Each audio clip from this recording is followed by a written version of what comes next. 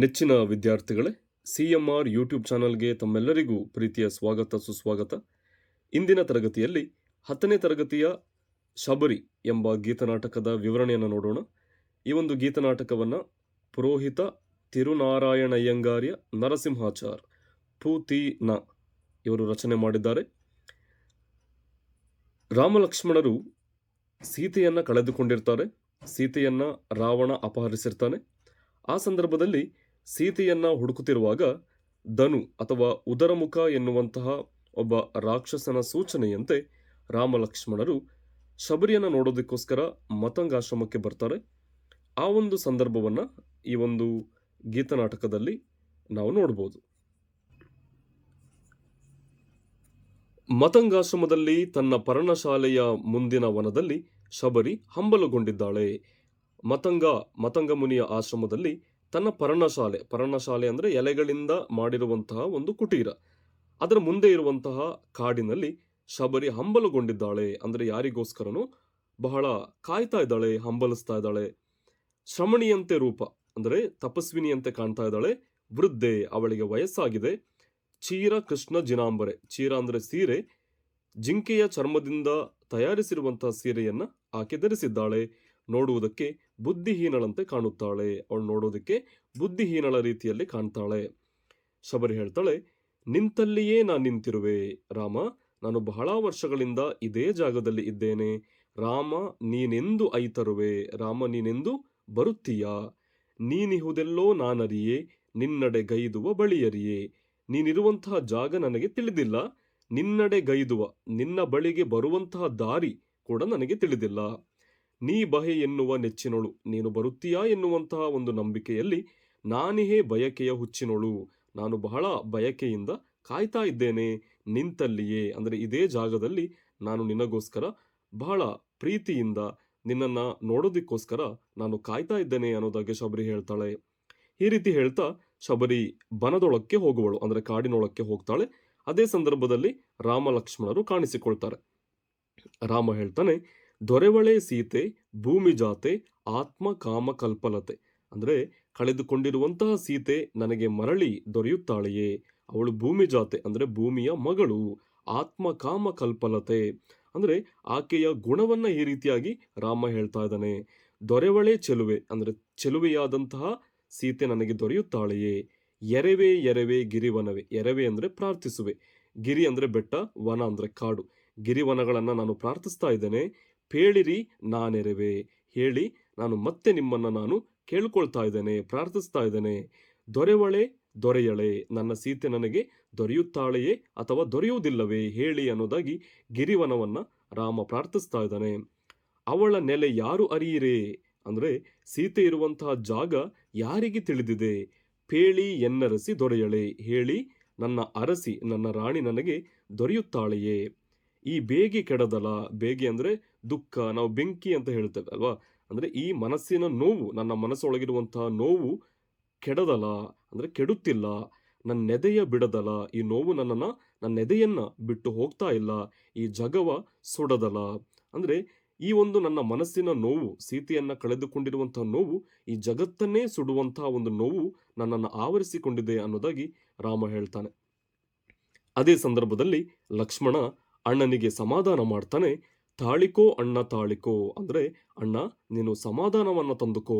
ಸೂರ್ಯನೇ ತೇಜಗೆಡೆ ತೇಜ ಕೆಡೆಯಾರು, ಸೂರ್ಯನೇ ತನ್ನ ತೇಜಸ್ಸನ್ನ ಕಳೆದುಕೊಂಡ್ರೆ ಆ ತೇಜಸ್ಸಿಗೆ ನೆಲೆಯಲ್ಲಿದೆ.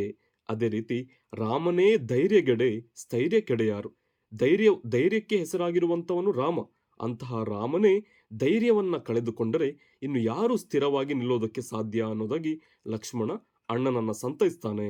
ಆಗ ರಾಮ ಸ್ಥೈರ್ಯವಾಂತು, ಧೈರ್ಯವನ್ನ ತಂದುಕೊಂಡು ಅವಳ ನೆನಪಿನ ಸೆಳೆತಕ್ಕೆ ಎನ್ನಾತ್ಮ ಸಿಲ್ಕೆ ಅಂದರೆ ಸೀತೆಯ ನೆನಪಿಗೆ ನನ್ನ ಆತ್ಮ ಸಿಲುಕಲು ಎನ್ನ ಬಗೆಗೆ ಅನಿವಾರ್ಯವೀ ಶೋಕದುಲ್ಕೆ ಅಂದರೆ ಸೀತೆಯನ್ನ ನೆನಪಿಸಿಕೊಳ್ಳುವಾಗ ನನ್ನ ಬಗೆಗೆ ಈ ಒಂದು ಶೋಕ ಎನ್ನುವಂತ ಉಲ್ಕೆ ನನಗೆ ಅನಿವಾರ್ಯವಾಗ್ತಾ ಇದೆ. ಇಗೋ ನೋಡು ಲಕ್ಷ್ಮಣ ತಾಪಸರ ಬೇಡು, ಈ ರೀತಿ ಮಾತನಾಡ್ತಾ ಇರುವಾಗ ಅವರಿಗೆ ಮುನಿಗಳ ಒಂದು ನೆಲೆ ಕಂಡು ಬರುತ್ತೆ. ಆಗ ಲಕ್ಷ್ಮಣನಿಗೆ ರಾಮ ಹೇಳ್ತಾನೆ, ಅಲ್ಲಿ ನೋಡು ಲಕ್ಷ್ಮಣ ತಾಪಸರ ಬೀಡು ಅಂದ್ರೆ ತಪಸ್ವಿಗಳ ನೆಲೆ ನೋಡು. ಇದ ನೋಡಿ ಮರುಕೊಳಿಸಿತು ಎನಗೆ ಅವಳ ಪಾಡು.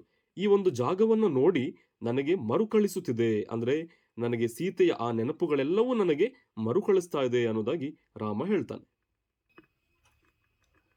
ಅದೇ ಸಂದರ್ಭದಲ್ಲಿ ಲಕ್ಷ್ಮಣ ಹೇಳ್ತಾನೆ, ಅಹುದು ದಿಟ ಚಿತ್ರಕೂಟವೇ ಮನಕ್ಕೆ ಬಹುದು. ಹೌದು ಅಣ್ಣ, ದಿಟ ಅಂದ್ರೆ ನಿಜ. ನಮಗೆ ಚಿತ್ರಕೂಟ, ಅವರು ಮೊದಲು ಅಲ್ಲಿ ಕುಟೀರವನ್ನು ನಿರ್ಮಿಸಿಕೊಂಡಿರ್ತಾರೆ. ಆ ಒಂದು ಸ್ಥಳ ಚಿತ್ರಕೂಟ, ಅದೊಂದು ಪರ್ವತದ ಪಕ್ಕದಲ್ಲಿರುವಂತಹ ಸ್ಥಳ. ಹೌದಣ್ಣ, ನಮಗೆ ಚಿತ್ರಕೂಟವೇ ಯೋಚನೆ ಬರ್ತಾ ಇದೆ ನನಗೆ. ಜೊತೆಯೋಳು ಅತ್ತಿಗೆ ಇದ್ದ ಬಗೆಯಂತಹುದು. ನಮ್ಮ ಜೊತೆಯಲ್ಲಿ ಅತ್ತಿಗೆ ಇದ್ರು, ಆ ರೀತಿ ಬಹಳ ಚೆನ್ನಾಗಿತ್ತು, ಬಹಳ ಸಂತೋಷವಾಗಿತ್ತು. ಪಾಪಿನ ಆಕೆಯನ್ನು ಒಂಟಿಯೊಳೆ ಬಿಟ್ಟೆ. ನಾನು ಪಾಪಿ ಅಂದ್ರೆ ನಾನು ಕೆಟ್ಟವನು. ಆಕೆಯನ್ನು, ಸೀತೆಯನ್ನ ನಾನು ಒಬ್ಬಂಟಿಯಾಗಿ ಬಿಟ್ಟು ಹೋದೆ. ಎನ್ನ ಅಹಂಕೃತಿಗೆಯೇ ಮನ್ನಣೆಯ ಕೊಟ್ಟೆ, ಅಂದ್ರೆ ನನ್ನ ಅಹಂಕಾರಕ್ಕೆ ನಾನು ಮನ್ನಣೆಯನ್ನ ಕೊಟ್ಟೆ. ಅಂದ್ರೆ ನಿಮ್ಮ ಮಾತನ್ನ ಕೇಳದೆ ನಾನು ಸೀತೆಯನ್ನ ಒಬ್ಬಂಟಿಯಾಗಿ ಬಿಟ್ಟು ಹೋದೆ ಅನ್ನೋದಾಗಿ ಲಕ್ಷ್ಮಣ ಹೇಳ್ತಾನೆ. ಈ ಚಿತ್ರದಲ್ಲಿ ನೀವು ನೋಡ್ತಾ ಇರ್ಬೋದು, ರಾಮ ಲಕ್ಷ್ಮಣರು ಮಾತನಾಡ್ತಾ ಇದ್ದಾರೆ. ದೂರದಲ್ಲಿ ಒಂದು ಪರ್ಣಶಾಲೆಯನ್ನ ನೋಡ್ತೀರಾ.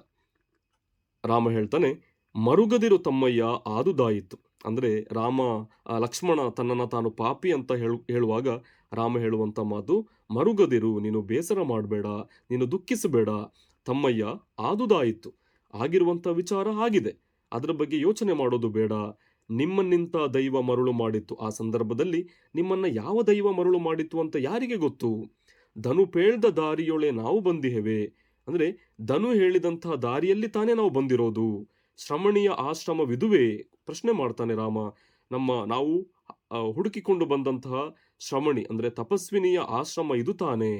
ಅಗೋ ಲಕ್ಷ್ಮಣ, ಅತ್ತ ಆವುದಿ ಮರಳು ನಮ್ಮೆಡೆಗೆ ಬರುತ್ತಿಹುದು ಏನಿದರ ಹುರುಳು.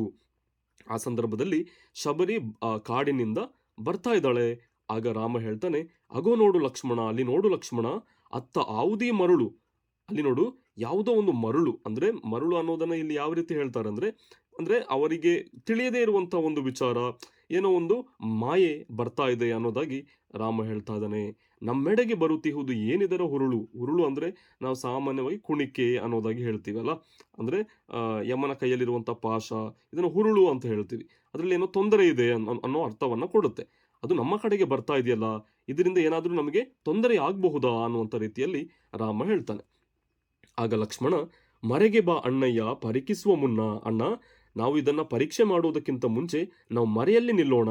ಇವರು ನೋಡಿ ಇಲ್ಲಿ ಮರೆಯಲ್ಲಿ ನಿಂತಿದ್ದಾರೆ, ಅದೇ ರೀತಿ ನಾವು ಮರೆಯಲ್ಲಿ ನಿಲ್ಲೋಣ.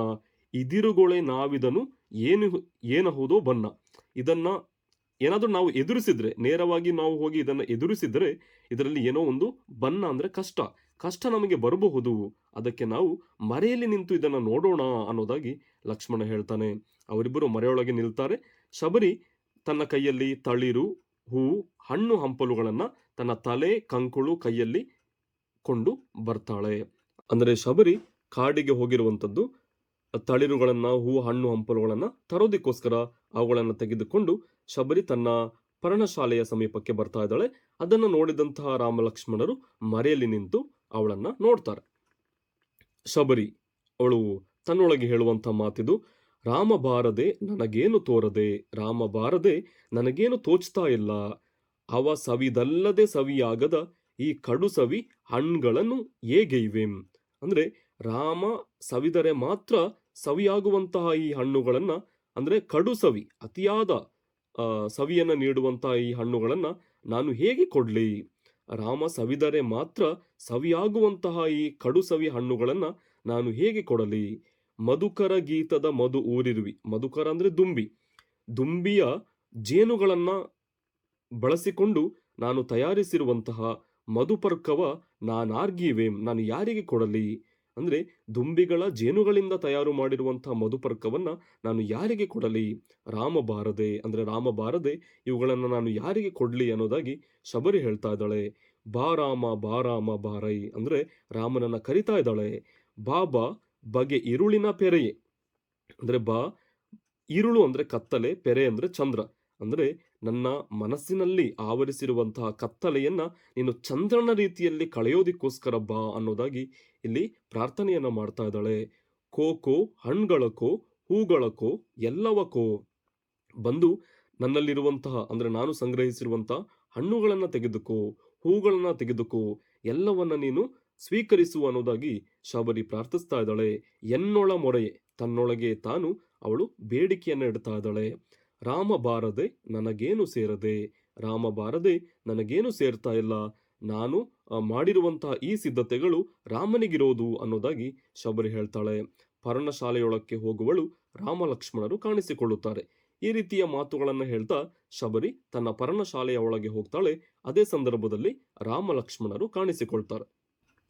ಶಬರಿಯ ಮಾತುಗಳನ್ನು ಕೇಳಿದಂತಹ ರಾಮ, ಎನಗಿನಿತು ಹಂಬಲಿಪ ಈ ಜಟಿಲ ಕಬರಿ, ಅಂದ್ರೆ ನನಗಾಗಿ ಹಂಬಲಿಸುತ್ತಿರುವಂತಹ, ಕಾಯುತ್ತಿರುವಂತಹ ಈ ಜಟಿಲ ಕಬರಿ. ಜಟಿಲ ಕಬರಿ ಅಂದ್ರೆ ಜಡೆಯಾಕಾರದ ತುರುಬುಳ್ಳವಳು. ಆ ಉದರ ಮುಖ ನೊರೆದ ಶ್ರಮಣಿ ಶಬರಿ. ಉದರ ಮುಖ ಅಂದ್ರೆ ಧನು. ಆ ಧನು ಹೇಳಿದಂತಹ ತಪಸ್ವಿನಿ ಶಬರಿ ಇವಳೇ ಇರಬಹುದು. ಉಪಕಾರ ವಿನಿತಿಲ್ಲ ಈಕೆಗೆನ್ನಿಂದ, ಅಂದ್ರೆ ಇವಳಿಗೆ ನನ್ನಿಂದ ಯಾವ ರೀತಿಯ ಉಪಕಾರವೂ ಇಲ್ಲ, ಅಂದ್ರೆ ಸ್ವಲ್ಪವೂ ಇವಳಿಗೆ ನನ್ನಿಂದ ಉಪಕಾರವಿಲ್ಲ. ಆದೊಡೆಯು ನೆನೆಯುತ್ತಿಹಳು ಎನಿತು ಅರ್ತಿಯಿಂದ. ಅರ್ತಿ ಅಂದ್ರೆ ಪ್ರೀತಿ. ಆದರೂ ಕೂಡ ಅಂದ್ರೆ ನನ್ನಿಂದ ಯಾವ ಉಪಕಾರ ಇಲ್ಲದಿದ್ರೂ ಇವಳು ನನ್ನನ್ನ ಬಹಳ ಪ್ರೀತಿಯಿಂದ ನೆನಪಿಸಿಕೊಳ್ತಾ ಇದ್ದಾಳೆ. ನಾಚುತಿಹೆನಿ ಪೂಜ್ಯಯಿ ನಲುಮೆಯಿಂದ, ಅಂದ್ರೆ ನನಗೆ ನಾಚಿಕೆಯಾಗ್ತಾ ಇದೆ ಅನ್ನೋದಾಗಿ ರಾಮ ಹೇಳ್ತಾನೆ. ಯಾಕೆ ಈ ರೀತಿಯ ಒಂದು ಭಕ್ತಿ ಅಂದ್ರೆ ಪ್ರೀತಿ, ಶಬರಿ ತೋರಿಸುತ್ತಿರುವಂತಹ ಈ ಒಂದು ಪ್ರೀತಿ ಮತ್ತು ಭಕ್ತಿಗೆ ನಾನು ನಿಜವಾಗ್ಲೂ ಅರ್ಹನೋ ಇಲ್ವೋ ಅನ್ನೋದನ್ನ ರಾಮ ಹೇಳ್ತಾ ಇದ್ದಾನೆ. ನನಗೆ ಇದನ್ನು ನೋಡಿ ನಾಚಿಕೆಯಾಗ್ತಾ ಇದೆ. ಶಬರಿಯ ಪ್ರೀತಿ ಮತ್ತು ಭಕ್ತಿಯನ್ನ ನೋಡಿ ನನಗೆ ನಾಚಿಕೆಯಾಗ್ತಾ ಇದೆ ಅನ್ನೋದಾಗಿ ರಾಮ ಹೇಳ್ತಾನೆ. ಅಂದ್ರೆ ನನ್ನಿಂದ ಯಾವ ಉಪಕಾರವೂ ಇಲ್ಲದಿದ್ರೂ ಶಬರಿ ನನ್ನನ್ನ ಇಷ್ಟೊಂದು ಧ್ಯಾನಿಸ್ತಾ ಇದ್ದಾಳಲ್ಲ, ಯೋಚನೆ ಮಾಡ್ಕೊಳ್ತಾ ಇದ್ದಾಳಲ್ಲ, ಅದರಿಂದ ನನಗೆ ನಾಚಿಕೆಯಾಗ್ತಾ ಇದೆ ಅನ್ನೋದಾಗಿ ರಾಮ ಹೇಳ್ತಾನೆ. ಲಕ್ಷ್ಮಣ, ನಿನ್ನ ನೋಡದೆ ಇಂತು ಮರುಳಾದ ಈ ಸಿದ್ಧೆ. ಅಣ್ಣ, ನಿನ್ನನ್ನು ನೋಡದೆ ಇಷ್ಟೊಂದು ಮರುಳಾಗಿದ್ದಾಳೆ ಶಬರಿ, ಅಂದ್ರೆ ನಿನ್ನದೇ ಧ್ಯಾನದಲ್ಲಿದ್ದಾಳೆ ಶಬರಿ. ಇನ್ನು ನೋಡಿದ ಬಳಿಕ ಏನಪ್ಪಳೋ ವೃದ್ಧೆ, ಅಂದ್ರೆ ನಿನ್ನನ್ನು ನೋಡಿದ ಮೇಲೆ ಅವಳು ಏನ್ ಮಾಡ್ತಾಳೆ, ಅಂದ್ರೆ ಆ ವೃದ್ಧೆ ಶಬರಿ ಏನ್ ಮಾಡ್ತಾಳೆ ಅನ್ನೋದಾಗಿ ಲಕ್ಷ್ಮಣ ಹೇಳ್ತಾನೆ. ಆಗ ರಾಮ ಒಂದು ಮಾತನ್ನ ಹೇಳ್ತಾನೆ, ರೂಪಕ್ಕೂ ನಾಮ ಮಿಗಿಲಾತ್ಮ ಸುರಭಿಯದು. ಸುರಭಿ ಅಂದ್ರೆ ಕಾಮಧೇನು, ಅಂದ್ರೆ ರೂಪಕ್ಕಿಂತ ಆತ್ಮಕ್ಕೆ ಬೆಲೆ. ರೂಪಕ್ಕಿಂತ ನಾಮ ಮಿಗಿಲಾತ್ಮ ಸುರಭಿಯದು, ಅಂದ್ರೆ ಕಾಮಧೇನುವಿನ ರೂಪಕ್ಕಿಂತ ಅದರ ಗುಣಕ್ಕೆ ಹೆಚ್ಚಿನ ಒಂದು ಬೆಲೆ. ಶಬರಿಯ ರೂಪಕ್ಕಿಂತ ಅವಳ ಗುಣಕ್ಕೆ ಹೆಚ್ಚಿನ ಒಂದು ಗೌರವ ಅನ್ನೋದಾಗಿ ರಾಮ ಹೇಳ್ತಾನೆ. ಎನ್ನ ಕಾಣುತ್ತಲಿವಳ ಬೆರಗು ತಿಳಿಯುವುದು, ಅಂದ್ರೆ ನನ್ನನ್ನ ನೋಡಿದಾಗ ಅವಳ ಆಶ್ಚರ್ಯ, ಬೆರಗು ಅಂದ್ರೆ ಆಶ್ಚರ್ಯ, ನನಗೆ ಗೊತ್ತಾಗುತ್ತೆ ಅನ್ನೋದಾಗಿ ರಾಮ ಹೇಳ್ತಾನೆ. ಲಕ್ಷ್ಮಣ, ನಿತ್ಯ ನೋಡುತ್ತಲಿಹನು ಬೆರಗು ತಣಿಯದಿದೆ. ಅಣ್ಣ, ನಿಮ್ಮನ್ನ ನಾನು ದಿನನಿತ್ಯವೂ ನೋಡ್ತಾ ಇದ್ದೇನೆ, ನನ್ನ ಆಶ್ಚರ್ಯಕ್ಕೆ ಕಡಿಮೆ ಇಲ್ಲ, ನನ್ನ ಆಶ್ಚರ್ಯ ಕಡಿಮೆ ಆಗ್ತಾ ಇಲ್ಲ, ನನ್ನ ಬೆರಗು ತಣಿತಾ ಇಲ್ಲ. ನಿಮ್ಮನ್ನ ಪ್ರತಿನಿತ್ಯವೂ ನಾನು ನೋಡ್ತಾ ಇದ್ದೇನೆ, ಆದರೂ ನನ್ನ ಆಶ್ಚರ್ಯಕ್ಕೆ ನನ್ನ ಆಶ್ಚರ್ಯ ಕಡಿಮೆ ಆಗ್ತಾ ಇಲ್ಲ. ಪರೀಕ್ಷಿಸುವ ಬಾ ಇದನ್ನು ಶ್ರಮಣಿಯ ಆಶ್ರಮದೇ, ಇದನ್ನ ಶಬರಿಯ ಆಶ್ರಮದಲ್ಲೇ ನಾನು ಪರೀಕ್ಷೆ ಮಾಡ್ತೇನೆ, ಮಾಡೋಣ ಅನ್ನೋದಾಗಿ ಲಕ್ಷ್ಮಣ ಹೇಳ್ತಾನೆ. ಅದೇ ಸಂದರ್ಭದಲ್ಲಿ ರಾಮ, ನಡೆ ಮುಂದೆ ಲಕ್ಷ್ಮಣ, ಲಕ್ಷ್ಮಣ ನೀನು ಮುಂದೆ ನಡೆ ಅನ್ನೋದಾಗಿ ರಾಮ ಹೇಳ್ತಾನೆ. ಇದುವರೆಗೂ ಲಕ್ಷ್ಮಣ ಮುಂದೆ ಬರ್ತಾ ಇರ್ತಾನೆ, ಯಾಕೆಂದ್ರೆ ಲಕ್ಷ್ಮಣ ಅಣ್ಣನ ಆತ್ಮರಕ್ಷಣೆಗಾಗಿ ತಾನು ಮುಂದೆ ನಡೀತಾ ಇರ್ತಾನೆ. ಆಗ ಲಕ್ಷ್ಮಣ ಈಗ ಹೇಳ್ತಾನೆ, ಇಂದು ನೀನೇ ಮುಂದೆ ನಾನಿರುವೆ ಹಿಂದೆ, ಮೊದಲ ದಿಟ್ಟಿಗೆ ನೀನು ಬಳಿಕ ನಾನು. ಅಣ್ಣ, ಇವತ್ತು ನೀನೇ ಮುಂದೆ ಹೋಗ್ಬೇಕು, ನಾನು ಹಿಂದೆ ಇರ್ತೇನೆ. ಮೊದಲ ದೃಷ್ಟಿಗೆ ಶಬರಿ ನಿನ್ನನ್ನು ನೋಡಬೇಕು, ಬಳಿಕ ನನ್ನನ್ನು ಅವಳು ನೋಡ್ಲಿ ಅನ್ನೋದಾಗಿ ಲಕ್ಷ್ಮಣ ಹೇಳ್ತಾನೆ. ಈ ರೀತಿ ಮಾತನಾಡ್ತಾ ಅವರು ಶಬರಿಯನ್ನ ನೋಡೋದಕ್ಕೋಸ್ಕರ ಆಶ್ರಮದ ಕಡೆಗೆ ಹೋಗ್ತಾರೆ. ಈಗ ಒಳತೆರೆ ಎದ್ದು ವಿಶಾಲವಾದ ಶಬರಿ ಆಶ್ರಮವನ್ನು ತೋರುವುದು. ಈಗ ಶಬರಿಯ ಆಶ್ರಮದ ಒಂದು ಚಿತ್ರಣ. ದೂರದಲ್ಲಿ ಹಿಂಬದಿಗೆ ಒಂದು ವೇದಿ ಇದೆ, ಅದರ ಸುತ್ತ ಆಶ್ರಮದ ಸಿದ್ಧರು ಅಲಂಕರಿಸಿ ಹೋದಂತಹ ಹೂವು ಇನ್ನೂ ಬಾಡದಂತಿದೆ. ವೇದಿಯಲ್ಲಿ ಅಗ್ನಿ ಹೊಗೆ ಆಡ್ತಾ ಇದೆ. ಶಬರಿ ನಿನ್ನೆ ರಾಮನಿಗೆಂದು ಆರಿಸಿ ತಂದಂತಹ ಈಗ ಬಾಡಿ ಹೋಗಿರುವಂತಹ ಹೂ, ಹಣ್ಣು, ತಳಿರುಗಳನ್ನು ವಿಂಗಡಿಸುತ್ತಾ ಅವುಗಳ ಜಾಗದಲ್ಲಿ ಹೊಸದನ್ನ ಇಡ್ತಾ ಇದ್ದಾಳೆ. ಅವುಗಳನ್ನ ಉದ್ದೇಶಿಸಿ ಈ ರೀತಿಯಾಗಿ ಶಬರಿ ಹಾಡ್ತಾಳೆ. ನಿನ್ನೆಳಮೆ ಮೃದುತೆಯನ್ನು ಅವನ ಸ್ಪರ್ಶಕ್ಕೆ ತೆರೆದೆ, ಬರಿಗಾಳಿಗಾರಿರುವ ನಿನ್ನೆ ಚೆಂದಳಿರೆ. ಅಂದ್ರೆ ನಿನ್ನೆಳಮೆ ಮೃದುತೆಯನ್ನು, ಅಂದ್ರೆ ನಿಮ್ಮ ಎಳೆಯ ಮೃದುತ್ವವನ್ನ ಅವನ ಸ್ಪರ್ಶಕ್ಕೆ ತೆರೆದೆ, ರಾಮನ ಸ್ಪರ್ಶಕ್ಕೆ ತೆರೆದೆ, ಅಂದ್ರೆ ನೀವು ಎಷ್ಟು ಮೃದುವಾಗಿದ್ದೀರಾ ಅನ್ನೋದನ್ನ ರಾಮ ಸ್ಪರ್ಶಿಸಿ ನೋಡ್ಲಿಲ್ಲ. ಆದ್ರಿಂದ ಬರಿಗಾಳಿಗಾರಿರುವ ನಿನ್ನೆ ಚೆಂದಳಿರೆ, ನೀವೆಲ್ಲರೂ ಬರಿ ಗಾಳಿಗೆ ಆರಿ ಹೋಗಿದ್ದೀರಾ, ಅಂದ್ರೆ ನೀವು ಸೊರಗಿದ್ದೀರಾ ಅನ್ನೋದಾಗಿ ಚೆಂದಳಿರುಗಳಿಗೆ ಶಬರಿ ಹೇಳ್ತಾ ಇದ್ದಾಳೆ. ತುಂಬಿ ಬಂಬಲ ಹೊಗಳ್ವೆ ಗಿಂಬಾದ ಕಂಪಿನಿಂದ ಅವನ ಹಸುವನ್ನು ಉದ್ದೀಪಿಸದೆ ಸೊರಗಿದಲರೆ. ಹೂಗಳಿಗೆ ಶಬರಿ ಹೇಳ್ತಾ ಇದ್ದಾಳೆ, ತುಂಬಿ ಬಂಬಲ, ಬಂಬಲ ಅಂದ್ರೆ ಗುಂಪು, ಗುಂಪು ಗುಂಪಾಗಿ ಹೊಗಳ್ವೆ ಗಿಂಬಾದ, ಅಂದ್ರೆ ಹೊಗಳಿಕೆಗಾಗಿ ನೀವು ಕಾಯ್ತಾ ಇದ್ರಿ. ಕಂಪಿನಿಂದ ನಿಮ್ಮ ಸುವಾಸನೆಯಿಂದ ಅವನ ಹಸುವನ್ನು ಉದ್ದೀಪಿಸದೆ ರಾಮನ ಪ್ರಾಣವನ್ನ ಉತ್ತೇಜನಗೊಳಿಸದೆ ಸೊರಗಿದಲರೆ ನೀವು ಕೂಡ ಸೊರಗಿ ಹೋಗಿದ್ದೀರಾ. ಅವನ ಪ್ರಾಣಾಹುತಿಗೆ ಬರದೆ ರುಚಿ ಹದಗೆಟ್ಟು, ಅಂದ್ರೆ ರಾಮನ ದೇಹವನ್ನು ಸೇರದೆ ರುಚಿಯನ್ನ ಕಳೆದುಕೊಂಡು ಹದವನ್ನ ಕಳೆದುಕೊಂಡು ಹುಳುವಿಗೆ ಆಸರೆಯಾದ ಎಲೆ ವನ್ಯ ಫಲವೇ. ಹಣ್ಣುಗಳಿಗೆ ಹೇಳ್ತಾ ಇದ್ದಾಳೆ, ನೀವು ರಾಮನ ದೇಹವನ್ನ ಸೇರದೆ ರುಚಿ ಮತ್ತು ಹದವನ್ನ ಕಳೆದುಕೊಂಡು ಹುಳುವಿಗೆ ಆಸರೆಯಾಗಿದ್ದೀರಾ ಅನ್ನೋದಾಗಿ ಕಾಡಿನಿಂದ ತಂದಂತಹ ಹಣ್ಣುಗಳಿಗೆ ಶಬರಿ ಹೇಳ್ತಾ ಇದ್ದಾಳೆ. ಮೀಸಲಾಗದೆ ಇಂತು ಮಾಸಲಾಗುವ ಇವನು, ಅಂದ್ರೆ ರಾಮನ ಸೇವೆಗಾಗಿ ಮೀಸಲಾಗದೇ ಇರುವಂತಹ ಇವುಗಳನ್ನ ಮರಮರಳಿ ಹೊಸತರಿಂದ ಅಣಿಗೈವ ಛಲವೇ. ನಾನು ಮತ್ತೆ ಹೊಸದನ್ನ ತಂದು, ಹೊಸ ಚಿಗುರುಗಳು, ಹೊಸ ಹೂಗಳು, ಹೊಸ ಹಣ್ಣುಗಳನ್ನು ತಂದು ನಾನು ಮತ್ತೆ ನಾನು ಸಿದ್ಧತೆಯನ್ನ ಮಾಡ್ತೇನೆ, ಹೊಸತರಿಂದ ನಾನು ಸಿದ್ಧತೆಯನ್ನ ಮಾಡ್ತೇನೆ ಎನ್ನುವಂಥ ಛಲದಿಂದ ಶಬರಿ ಮಾಲೆಯನ್ನ ಕಟ್ಟುತ್ತಾ ಹಾಡ್ತಾ ಇದ್ದಾಳೆ. ನಂತರ ತನ್ನ ಹಾಡನ್ನ ಮುಂದುವರಿಸ್ತಾಳೆ. ಎಂದು ಕಾಂಬೆನ ರಾಮನ, ಎಂದು ಕಾಂಬೆನ ರಾಮನನ್ನ ನಾನು ಎಂದು ನೋಡ್ಲಿ, ಅಂದ್ರೆ ಯಾವಾಗ ರಾಮ ಬರ್ತಾನೆ. ಅವನು ದಶರಥನ ಪುತ್ರನಂತೆ, ಅವನು ದಶರಥನ ಮಗನಂತೆ, ಸಾಧು ಜನರ ಮಿತ್ರನಂತೆ, ಅಂದ್ರೆ ಸಾಧು ಜನರಿಗೆ ರಾಮ ಗೆಳೆಯನಂತೆ, ಧೀರ, ಶೂರ, ವೀರ, ಗಂಭೀರ, ಸದ್ಗುಣ ಸಾರನಂತೆ, ಅಂದ್ರೆ ರಾಮನಲ್ಲಿ ಎಲ್ಲ ಒಳ್ಳೆಯ ಗುಣಗಳೂ ಇವೆ, ಸದ್ಗುಣಗಳೂ ರಾಮನಲ್ಲಿವೆ. ಎಂದು ಕಾಂಬೆ ರಾಮನನ್ನ ನಾನು ಎಂದು ನೋಡ್ಲಿ. ಅಂಜಿಸುವವರ ಅಂಜುವಂತೆ, ಅಂದ್ರೆ ಅವನನ್ನ ಹೆದರಿಸುವವರನ್ನ ಹೆದರಿಸುವಂತೆ ಬಿಲ್ಲ ಹಿಡಿದು ಬರುವನಂತೆ, ರಾಮ ಕೈಯಲ್ಲಿ ಬಿಲ್ಲನ್ನ ಹಿಡಿದು ಬರ್ತಾನಂತೆ. ಆದೊಡೆ ಬಲು ಸೌಮ್ಯನಂತೆ, ಕೈಯಲ್ಲಿ ಬಿಲ್ಲನ್ನ ಹಿಡಿದಿದ್ರು ಬಹಳ ಸೌಮ್ಯ ಸ್ವಭಾವದವನಂತೆ. ಹಸುಳೆಯಂತೆ ಕಾಂಬನಂತೆ, ಹಸುಳೆ ಅಂದ್ರೆ ಮಗುವಿನ ರೀತಿಯಲ್ಲಿ ಕಾಣ್ತಾನಂತೆ. ಎಂದು ಕಾಂಬೆನ, ಅಂದ್ರೆ ರಾಮನನ್ನ ನಾನು ಯಾವಾಗ ನೋಡ್ತೇನೆ. ಅರಸುತನವ ತೊರೆದನಂತೆ, ಅಂದ್ರೆ ತನ್ನ ರಾಜತನವನ್ನ, ತನ್ನ ಅರಮನೆಯನ್ನ ಬಿಟ್ಟು ತವಸಿತನವ ಕೊಂಡನಂತೆ. ಈಗ ಆತ ತಪಸ್ವಿಯಾಗಿದ್ದಾನೆ. ತಮ್ಮನೊಡನೆ ಬನಕ್ಕೆ ಬರಲು ಮನದಿ ಭಯವೇ ಇಲ್ಲವಂತೆ. ತಮ್ಮನಾದ ಲಕ್ಷ್ಮಣನ ಜೊತೆಯಲ್ಲಿ ಕಾಡಿಗೆ ಬರೋದಕ್ಕೆ ರಾಮನಿಗೆ ಯಾವುದೇ ಭಯ ಇಲ್ಲವಂತೆ. ಕೆಟ್ಟ ಕನಸಿನಿರುಳ ಕಳೆವ ಸುಪ್ರಭಾತದಂತವನು, ಅಂದ್ರೆ ನಮ್ಮಲ್ಲಿರುವಂತಹ ಕೆಟ್ಟ ಕನಸನ್ನ ಯಾವ ರೀತಿ ಸುಪ್ರಭಾತ ಕಳೆಯುತ್ತೋ ಅದೇ ರೀತಿ ರಾಮ ಸುಪ್ರಭಾತದಂತವನು. ನಮ್ಮಲ್ಲಿನ ಕೆಟ್ಟ ಕನಸಿನ ಕತ್ತಲೆಯನ್ನ ಕಳೆಯುವಂತಹ ಸುಪ್ರಭಾತದಂತವನು ರಾಮ. ಗುರುಸಿದ್ಧರೇ ಮೆಚ್ಚಿದಂತ ಸನ್ಮಂಗಳ ಮೂರುತಿಯನು, ಗುರುಗಳು ಸಿದ್ಧರು ಮೆಚ್ಚಿರುವಂತಹ ಆ ಸನ್ಮಂಗಳ ಮೂರುತಿಯನ್ನ ನಾನು ಎಂದು ಕಾಣುವೆನು ಅನ್ನೋದಾಗಿ ಶಬರಿ ಹೇಳ್ತಾಳೆ. ಆ ರೀತಿ ಹಾಡ್ತಾ ಕಟ್ಟಿದ ಮಾಲೆಗೆ ಮುದ್ದಿಕ್ಕುವಳು. ಅದೇ ಸಮಯದಲ್ಲಿ ಹೊರಗೆ ರಾಮ ಬಂದು, ತಾಯಿ ದಾರಿಗರಿಗೆ ಬೀಡಿಲ್ಲಿ ದೊರೆಯುವುದೇ, ಅಂದ್ರೆ ತಾಯಿ ದಾರಿ ಹೋಕರು ನಾವು, ನಮಗಿಲ್ಲಿ ಜಾಗ ಸಿಗಬಹುದಾ ಅನ್ನೋದಾಗಿ ರಾಮ ಕೇಳ್ತಾನೆ. ಆಗ ಶಬರಿ ನಡುಗುವೆದೆಯಿಂದ ಹಿಂತಿರುಗಿ ನಿಟ್ಟಿಸಿ ಮೊದಲು ಬೆರಗು ಕಳೆದ ಮೇಲೆ. ಈ ಧ್ವನಿಯನ್ನ ಕೇಳಿದಾಗ ಶಬರಿಯ ಎದೆಯಲ್ಲಿ ನಡುಕ ಉಂಟಾಯಿತು. ಆ ನಡುಗುವ ಎದೆಯಿಂದ ಹಿಂತಿರುಗಿ ನೋಡಿ ಮೊದಲು ಬೆರಗು ಅಂದ್ರೆ ಆಶ್ಚರ್ಯ, ಮೊದಲು ಆಶ್ಚರ್ಯ ಆಯಿತು. ನಂತರ ಆಶ್ಚರ್ಯವನ್ನ ಕಳೆದ ಮೇಲೆ, ನೀ ರಾಮನೇ ಮಹಾಪುರುಷ? ಶಬರಿ ಕೇಳ್ತಾಳೆ, ನೀನು ರಾಮನ ಮಹಾಪುರುಷನಾದ ರಾಮ ನೀನೇನಾ ಅನ್ನೋದಾಗಿ ಶಬರಿ ಕೇಳ್ತಾಳೆ. ರಾಮ ಹೇಳ್ತಾನೆ, ಹೌದು ತಾಯಿ, ಹೌದು. ರಾಮನೆಂಬರು ನನ್ನನ್ನ ರಾಮ ಅಂತ ಕರೀತಾರೆ. ಈತ ನನ್ನನುಜ ಸೌಮಿತ್ರಿ, ಅಂದ್ರೆ ಇವನು ನನ್ನ ತಮ್ಮ ಸೌಮಿತ್ರಿ ಅಂದ್ರೆ ಸುಮಿತ್ರೆಯ ಮಗನಾದಂತಹ ಲಕ್ಷ್ಮಣನನ್ನ ಸೌಮಿತ್ರಿ ಅಂತ ಹೇಳ್ತಾನೆ. ನೋಡಿ, ನಾನು ರಾಮ, ಇವನು ನನ್ನ ತಮ್ಮ ಸೌಮಿತ್ರಿ ಅನ್ನೋದಾಗಿ ರಾಮ ಹೇಳ್ತಾನೆ. ಶಬರಿ, ರಾಮಲಕ್ಷ್ಮಣರೇ ನೀವು, ರಾಮನೇ ನೀನು. ಬಹಳ ಆಶ್ಚರ್ಯಚಕಿತಳಾದಂಥ ಶಬರಿ ಈ ರೀತಿಯಾಗಿ ರಾಮಲಕ್ಷ್ಮಣರೇ ನೀವು, ರಾಮನೇ ನೀನು. ಶಬರಿ ತುಂಬಾ ಸಡಗರಗೊಳ್ಳುತ್ತಾಳೆ. ಮುಂದೆ ಮೇಳದವರು ಹಾಡುವ ಹಾಡು ಅವಳು ಗೈದ ಉಪಚಾರವನ್ನು ಬಣ್ಣಿಸುತ್ತದೆ.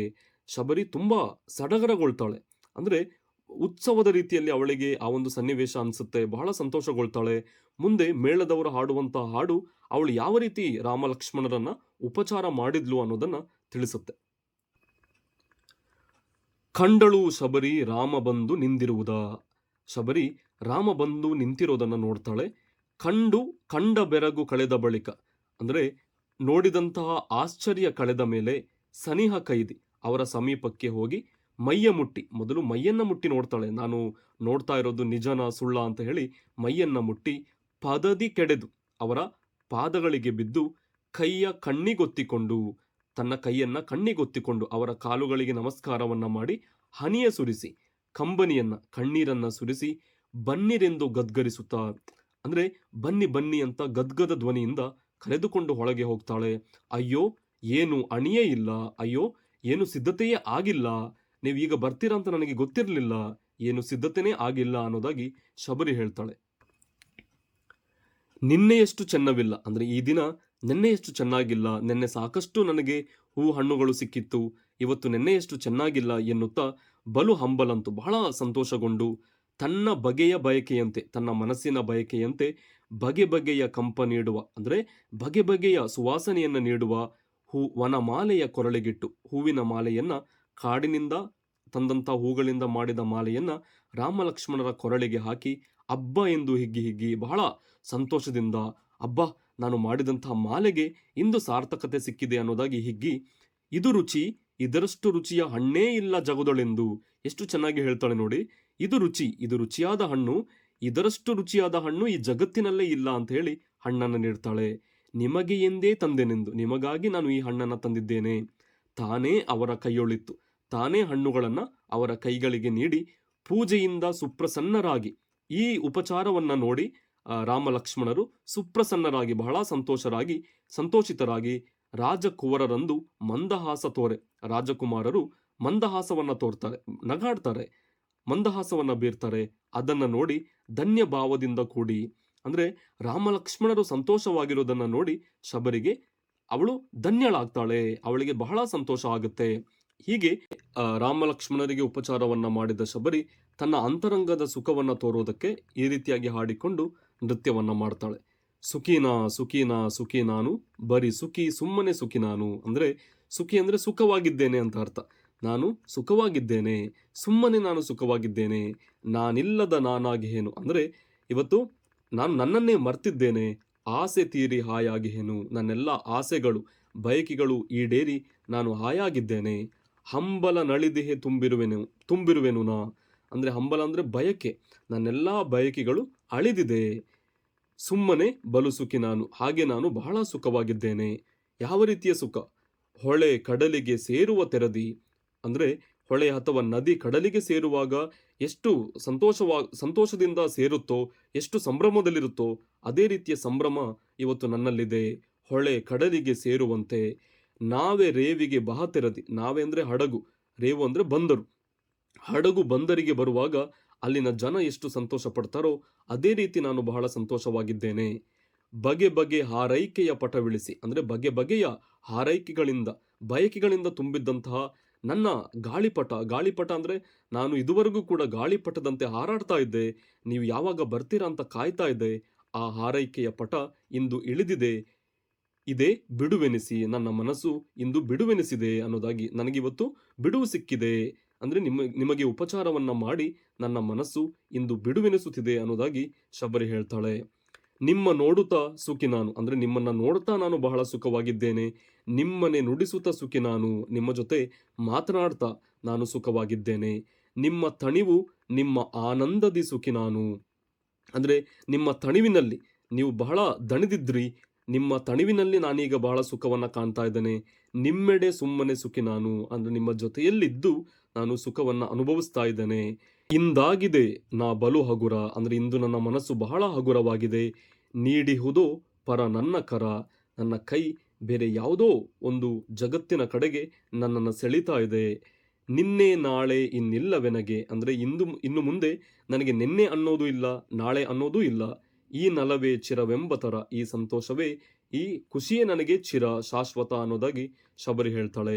ಸುಖಿನಾ ಸುಖಿನಾ ಸುಖಿ ನಾನು, ಬರೀ ಸುಖಿ ಸುಮ್ಮನೆ ಸುಖಿ ನಾನು, ಅಂದ್ರೆ ಹೀಗೆ ನಾನು ಬಹಳ ಸುಖವಾಗಿದ್ದೇನೆ ಅನ್ನೋದಾಗಿ ಶಬರಿ ಹೇಳ್ತಾಳೆ.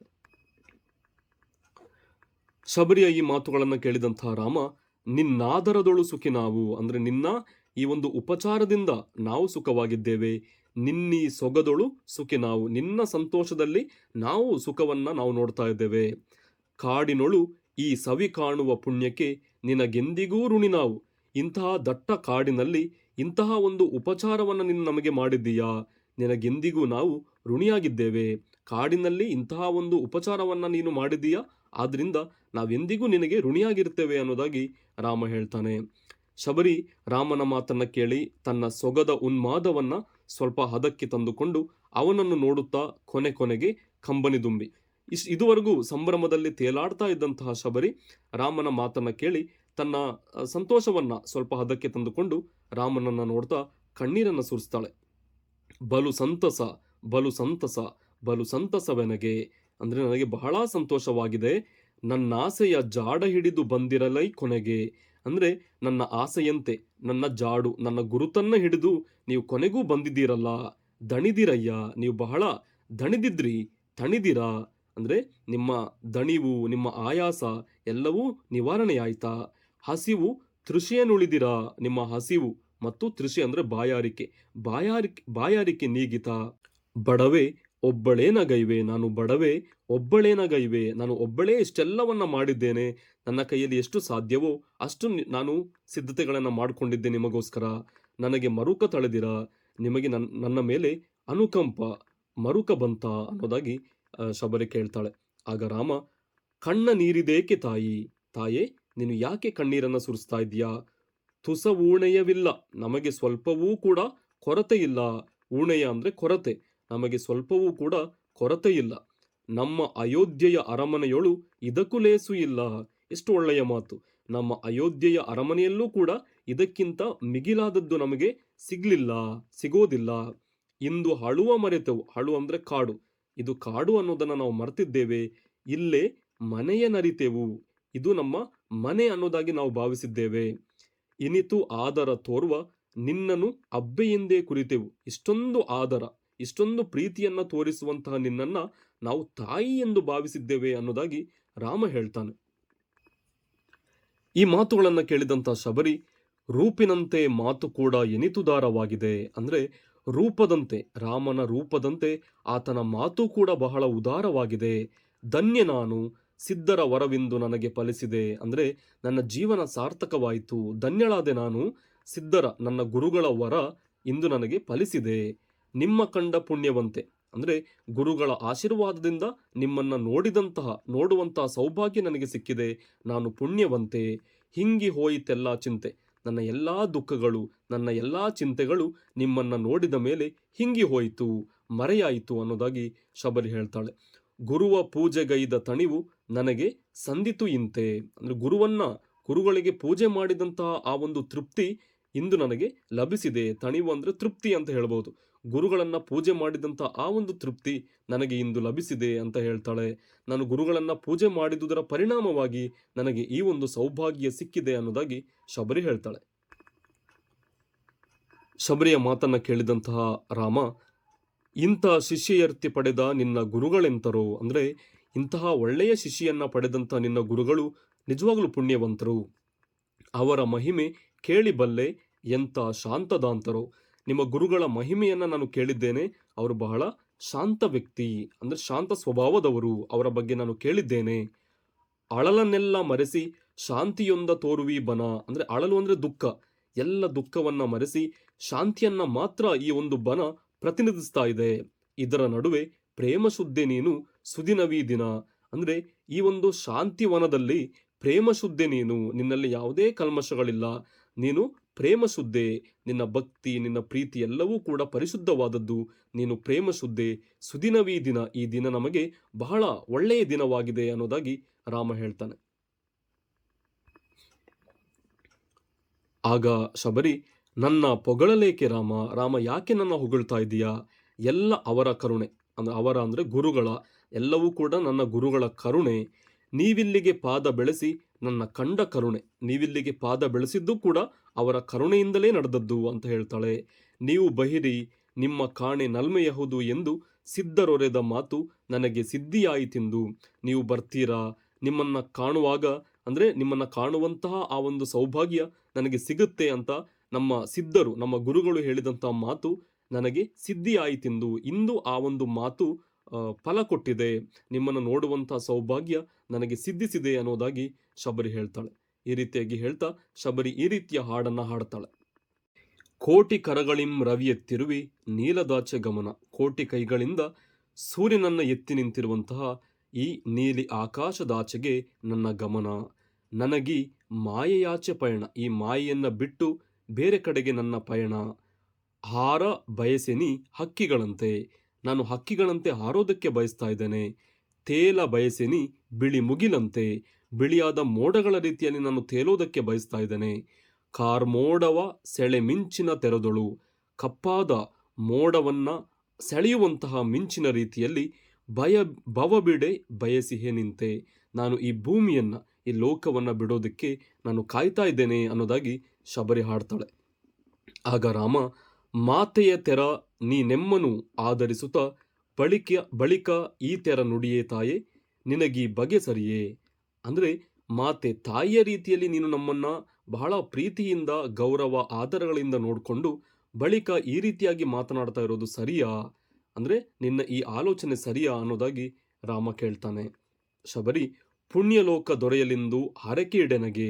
ರಾಮ, ನನಗೆ ಪುಣ್ಯಲೋಕ, ನನಗೆ ಸ್ವರ್ಗ ಪ್ರಾಪ್ತಿಯಾಗಲಿ ಅನ್ನೋದಾಗಿ ನೀನು ಹರಕೆಯನ್ನು ನನಗೆ, ಅಂದರೆ ಹಾರೈಕೆಯನ್ನು ನೀನು ಮಾಡು, ನನಗೆ ಶುಭವನ್ನು ಹಾರೈಸು ಅನ್ನೋದಾಗಿ ಶಬರಿ ಕೇಳ್ತಾಳೆ. ಆಗ ರಾಮ, ಇನಿತು ಪ್ರಿಯವ ಗೈದ ನಿನಗೆ ಸಾವೇ ನಮ್ಮ ಕಾಣಿಕೆ. ಇಷ್ಟೊಂದು ಪ್ರೀತಿಯಿಂದ ನಮ್ಮನ್ನು ನೋಡಿಕೊಂಡಂತಹ ನಿನಗೆ ಸಾವನ್ನ ನಾವು ಕಾಣಿಕೆಯಾಗಿ ನೀಡಬೇಕಾ? ಆಗ ಶಬರಿ ಹೇಳುವಂಥದ್ದು, ಮರಣವಲ್ಲ ಮುಕ್ತಿ ಪ್ರಭೋ, ಇದು ಮರಣ ಅಲ್ಲ, ಇದು ಮುಕ್ತಿ. ಅಂದರೆ ನಿಮ್ಮನ್ನ ನೋಡಿ ನಾನು ನನ್ನ ಜೀವನವನ್ನು ಅಂತ್ಯಗೊಳಿಸ್ತಾ ಇದ್ದೇನೆ. ಇದುವೇ ನನ್ನ ಜೀವನದ ಬಹಳ ದೊಡ್ಡ ಒಂದು ಕೋರಿಕೆಯಾಗಿತ್ತು, ಬಯಕೆಯಾಗಿತ್ತು. ಇದು ಮರಣ ಆಗೋದಿಲ್ಲ, ಇದು ಮುಕ್ತಿ, ಇದುವೇ ನನ್ನ ಕೋರಿಕೆ ಅನ್ನೋದಾಗಿ ಶಬರಿ ಹೇಳ್ತಾಳೆ. ಆಗ ರಾಮ, ಮನ ಒಪ್ಪಿದರೂ ಎದೆಯೊಪ್ಪದಲ್ಲ, ನನ್ನ ಮನಸ್ಸು ಒಪ್ಪಿದರೂ ನನ್ನ ಎದೆ ಇದಕ್ಕೆ ಒಪ್ತಾ ಇಲ್ಲ. ಅಂದರೆ ನಿನಗೆ ಸಾವನ್ನ ಕಾಣಿಕೆಯಾಗಿ ನೀಡೋದಕ್ಕೆ ನನ್ನ ಎದೆ ಒಪ್ತಾ ಇಲ್ಲ. ಆಗ ಶಬರಿ, ನೀನು ಒಲಿದು ಒಪ್ಪಲು ದೀವ ತಪ್ಪದಲ್ಲ, ಅಂದರೆ ನೀನು ಒಲಿದು ನನಗೆ ನೀನು ಒಪ್ಪಿಗೆಯನ್ನು ನೀಡದಿದ್ರೆ ನನಗೆ ಸ್ವರ್ಗ ಸಿಗೋದಿಲ್ಲ, ಅಂದರೆ ನನಗೆ ಮುಕ್ತಿ ಸಿಗೋದಿಲ್ಲ ಅನ್ನೋದಾಗಿ ಶಬರಿ ಹೇಳ್ತಾಳೆ. ಆಗ ರಾಮ, ಬೆರಗಾಗಿಹೆ ನಾ ನಿನಗೆ, ಅಂದರೆ ನಿನ್ನ ಒಂದು ರೀತಿಯನ್ನ, ನಿನ್ನ ಒಂದು ವರ್ತನೆಯನ್ನು ನೋಡಿ ನನಗೆ ಆಶ್ಚರ್ಯವಾಗ್ತಾ ಇದೆ. ಅಸ್ತು ಎಂಬೆ ನಲ್ಮೆಗೆ, ಅಂದರೆ ನಿನ್ನ ಪ್ರೀತಿಗೆ ನಾನು ಆಗಲಿ ಎಂದು ಹೇಳ್ತಾ ಇದ್ದೇನೆ. ಅಸ್ತು ಅಸ್ತು ಪೋಗವ್ವ ನಿನ್ನ ಅಭೀಷ್ಟ ಸಿದ್ಧಿಗೆ, ಆಗಲಿ ಆಗಲಿ ಹೋಗವ್ವ, ನೀನು ಹೋಗು, ನಿನ್ನ ಬಯಕೆಯಂತೆ ನೀನು ಹೋಗು, ನಿನ್ನ ಅಭೀಷ್ಟ ಸಿದ್ಧಿಗೆ, ಅಭೀಷ್ಟ ಅಂದರೆ ಕೋರಿಕೆ, ನಿನ್ನ ಬಯಕೆಯ ಒಂದು ಈಡೇರಿಕೆಗೆ ನೀನು ಹೋಗು ಅನ್ನೋದಾಗಿ ರಾಮ ಹೇಳ್ತಾನೆ. ಕೊನೆಗೆ ಶಬರಿ, ನಮೋ ನಮೋ ನಿಮಗೆ ನಮೋ, ಅಂದರೆ ರಾಮ ಲಕ್ಷ್ಮಣರಿಗೆ ನಮನವನ್ನು ಸಲ್ಲಿಸ್ತಾಳೆ. ಬನಕ್ಕೆ ನಮೋ, ಬನ ಅಂದರೆ ಕಾಡು, ಕಾಡುಗಳಿಗೆ ನಮನವನ್ನು ಸಲ್ಲಿಸ್ತಾಳೆ. ಮಲೆಗೆ ನಮೋ, ಬೆಟ್ಟ ಗುಡ್ಡಗಳಿಗೆ ನಮನವನ್ನು ಸಲ್ಲಿಸುತ್ತಾ ಎಲ್ಲರಿಗೆಲ್ಲಕ್ಕೂ ಶರಣು, ಅಂದರೆ ಎಲ್ಲರಿಗೂ ಎಲ್ಲದಕ್ಕೂ ಶರಣಾಗಿದ್ದೇನೆ. ಇದೇ ರೀತಿ ಹೇಳ್ತಾ ವೇದಿಯಲ್ಲಿ ಉದ್ದೀಪ್ತವಾದ ಅಗ್ನಿಯನ್ನು ಬಲವೊಂದು ಹಾಡುತ್ತಾ ಪ್ರವೇಶಿಸುತ್ತಾಳೆ. ಹೀಗೆ ಅಲ್ಲಿದ್ದಂಥ ಆ ವೇದಿ ಅಗ್ನಿಕುಂಡದಲ್ಲಿ ಬೆಳಗ್ತಾ ಇದ್ದಂತಹ, ಉರಿತಾ ಇದ್ದಂತಹ ಅಗ್ನಿಯನ್ನ ಬಲವೊಂದು ಪ್ರದಕ್ಷಿಣೆ ಮಾಡಿ ಪ್ರವೇಶ ಮಾಡ್ತಾಳೆ. ಅಲ್ಲಿ ಶಬರಿ ತನ್ನನ್ನು ತಾನು ಅಗ್ನಿಗೆ ಅರ್ಪಿಸಿಕೊಂಡು ಅಗ್ನಿಯಲ್ಲಿ ಸಂಪೂರ್ಣವಾಗಿ ದಗ್ಧಳಾಗಿ ಮುಕ್ತಿಯನ್ನು ಹೊಂದ್ತಾಳೆ. ಆಗ ರಾಮ, ಹೆಣ್ಣ ರೀತಿಯನ್ನರಿಯಬಹುದೇ, ಅಂದರೆ ಹೆಣ್ಣ ಸ್ವಭಾವವನ್ನು ನಾವು ಅರ್ಥ ಮಾಡ್ಕೊಳ್ಳಿಕ್ಕೆ ಸಾಧ್ಯನಾ? ಅವರ ಬಗೆ ಬಲು ಸೋಜಿಗ, ಅವರ ರೀತಿ, ಅವರ ಆಲೋಚನೆ ಬಹಳ ಸೋಜಿಗ, ಆಶ್ಚರ್ಯದಾಯಕ, ವಿಸ್ಮಯಕಾರಿ ಅನ್ನೋದಾಗಿ ರಾಮ ಹೇಳ್ತಾನೆ. ಎಂಥ ನಿಷ್ಠೆ, ಎಂಥ ಪ್ರೀತಿ, ಅಂದರೆ ಶಬರಿ ತೋರಿಸಿದಂತಹ ನಿಷ್ಠೆ ಹಾಗೂ ಪ್ರೀತಿ, ಗೌರವ, ಭಕ್ತಿ ಇಂತಹ ಒಂದು ಅದ್ಭುತವಾದದ್ದು. ಅವಳ ಮರೆಯುವುದೇ ಈ ಜಗ, ಶಬರಿಯನ್ನ ಈ ಜಗತ್ತು ಮರಿಲಿಕ್ಕೆ ಸಾಧ್ಯನಾ ಅನ್ನೋದಾಗಿ ರಾಮ ಹೇಳ್ತಾನೆ. ಆಗ ಲಕ್ಷ್ಮಣ, ಆರು ಎತ್ತ ಏಕೆ ಎನ್ನದೆ ಹಸುಳೆ ಎಂದದಿ ಒಲಿದಳು.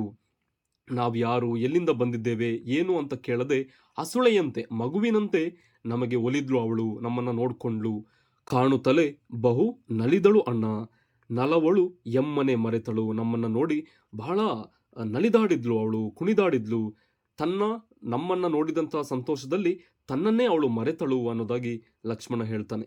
ಆಗ ರಾಮ ಹೇಳುವಂಥ ಮಾತಿದು, ಬೆಳಕಿಗೊಲಿದವರ್ ಉರಿವ ಬತ್ತಿಯ ಕರುಕ ಕಾಣರು. ಬೆಳಕಿಗೆ ಒಲಿದವರು, ಬೆಳಕನ್ನ ಇಷ್ಟಪಡುವವರು ಉರಿಯುವ ಬತ್ತಿಯ ಕರುಕ ಕಾಣರು. ಆ ಬೆಳಕನ್ನು ನೀಡುವಂತಹ ಆ ಬತ್ತಿಯ ಕಪ್ಪನ್ನು ನೋಡೋದಿಲ್ಲ. ಬಾಳ ಸುತ್ತಿಹ ದೇವ ತೇಜವ ಕಾಂಬರಿಗೆ ಇದೇ ಲಕ್ಷಣ, ಅಂದರೆ ಉತ್ತಮ ವ್ಯಕ್ತಿಗಳ, ಅಂದರೆ ಒಳ್ಳೆಯ ಗುಣವನ್ನ ಹೊಂದಿರುವಂಥ ವ್ಯಕ್ತಿಗಳ ಲಕ್ಷಣವೇ ಇದು. ಅಂದರೆ ಬೆಳಕನ್ನು ಪ್ರೀತಿಸುವವರು ಅದರ ಬತ್ತಿಯ ಕಪ್ಪನ್ನು ನೋಡೋದಿಲ್ಲ, ಆ ಕಪ್ಪಿನಿಂದ, ಆ ಬತ್ತಿಯಿಂದ ಮಾತ್ರ ಆ ಬೆಳಕು ಬೆಳಗೋದಕ್ಕೆ ಸಾಧ್ಯ. ಅಂದ್ರೆ ಜೀವನದಲ್ಲಿ ಒಳ್ಳೆಯ ವ್ಯಕ್ತಿಗಳು ಈ ರೀತಿ ದೀಪದ ಬತ್ತಿಯಂತೆ ಅನ್ನೋದಾಗಿ ರಾಮ ಹೇಳ್ತಾನೆ.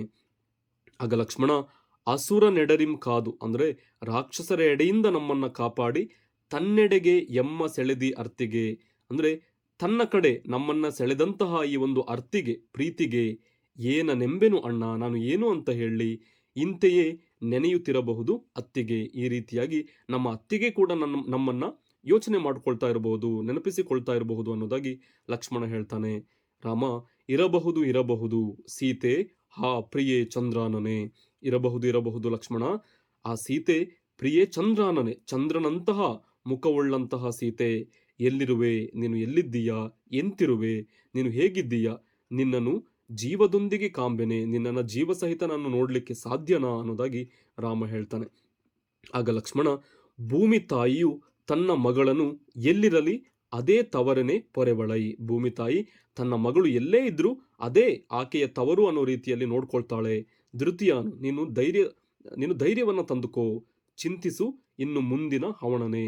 ಇನ್ನು ನಾವು ಮುಂದಿನ ಹವಣ ಅಂದ್ರೆ ಸಿದ್ಧತೆ, ನಾವು ಮುಂದಿನ ಸಿದ್ಧತೆಯ ಬಗ್ಗೆ ಈಗ ನಾವು ಯೋಚನೆ ಮಾಡಬೇಕು ಅನ್ನೋದಾಗಿ ಲಕ್ಷ್ಮಣ ಹೇಳ್ತಾನೆ. ಅಹುದಹುದು ಮರೆತಿದ್ದೆ ಲಕ್ಷ್ಮಣ. ಹೌದು ಲಕ್ಷ್ಮಣ, ಅಂದ್ರೆ ಈ ಒಂದು ಶಬರಿಯ ವಿಚಾರದಲ್ಲಿ ನಾನು ಎಲ್ಲವನ್ನ ಕೂಡ ಮರೆತಿದ್ದೆ. ಪಂಚಭೂತದಿ ಬೆರೆಯುತ್ತ ಶಬರಿ ಸೀತೆಗೆ ರಕ್ಷೆ ಇಡಲಿ. ಅಂದ್ರೆ ಪಂಚಭೂತದಲ್ಲಿ ಸೇರಿಕೊಂಡು ಶಬರಿ ಸೀತೆ ಎಲ್ಲಿದ್ರೂ ಕೂಡ ಸೀತೆಯನ್ನ ರಕ್ಷಿಸಲಿ.